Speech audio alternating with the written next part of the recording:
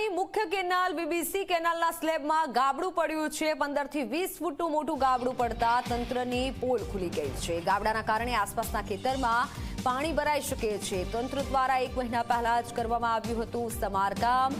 1 મહિના પહેલા જ સમારકામ કરાયું છતાં એ જ જગ્યાએ ફરી એકવાર ગાબડું પડ્યું।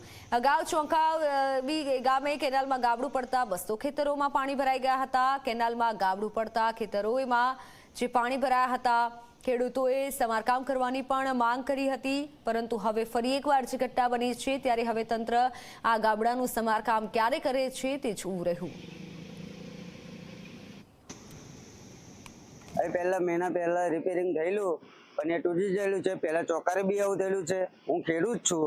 હવે ફરીવાર આ કંઈક નુકસાન થાય તે જવાબદાર કોણ? નર્મદા કેનાલ છે એનો સહી જવાબ આલો।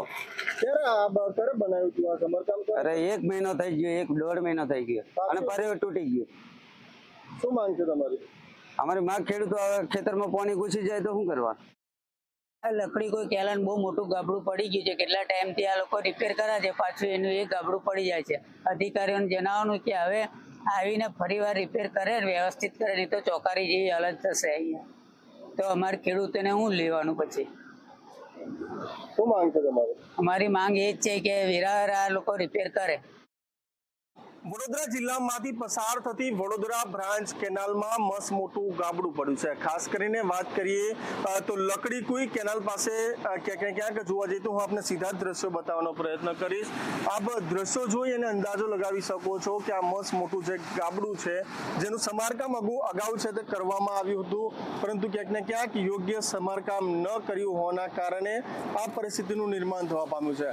આપ એ તમામ એ દ્રશ્યો છે તે G24 કલાકના કેમેરામાં જોઈ શકો છો કે કયા પ્રકારે હાલ ગાબડું પડ્યું છે।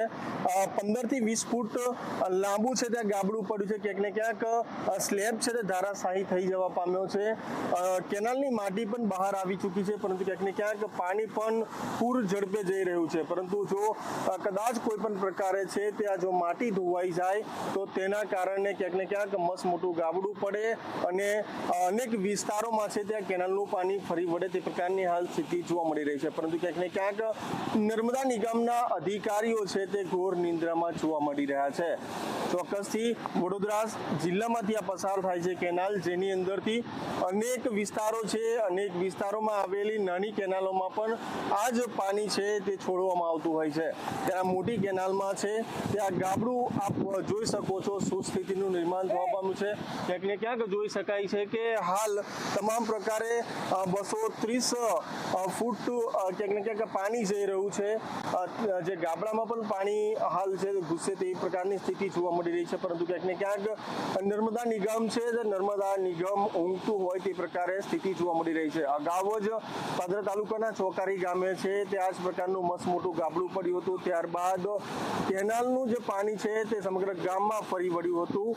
ગામમાં ફરી વળ્યા બાદ 200 ઉપરાંતના નુકસાન થયું હતું, કેટલાક ઘરોમાં પણ પાણી ઘૂસી જવા પામ્યું હતું। પરંતુ નર્મદા નિગમની આ બેદરકારી છે તે અવારનવાર સામે આવતી હોય છે।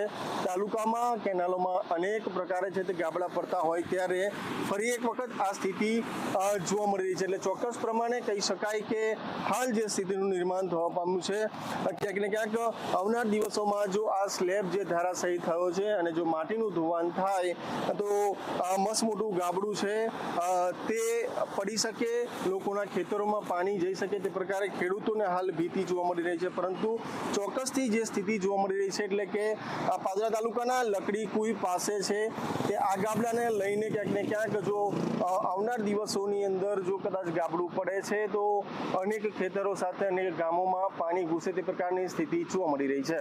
કેમેરામેન સંતોષ માલી સાથે મિતેશ માલી, ઝી મીડિયા વડોદરા, પાદરા।